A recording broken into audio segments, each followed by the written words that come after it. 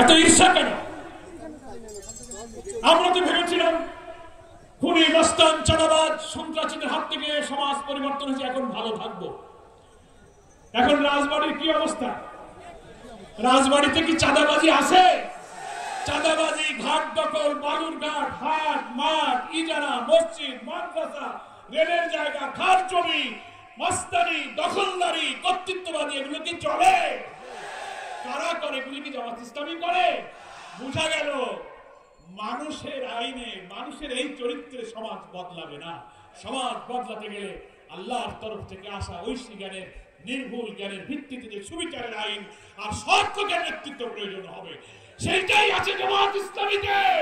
রাজবাড়ির জনগণ আগামী জাতীয় নির্বাচনে সেই নতুন বাংলাদেশের পক্ষে, ইসলামী আন্দোলনের পক্ষে আপনারা সমর্থন ব্যক্ত করবেন, কি বলেন ঠিক কিনা?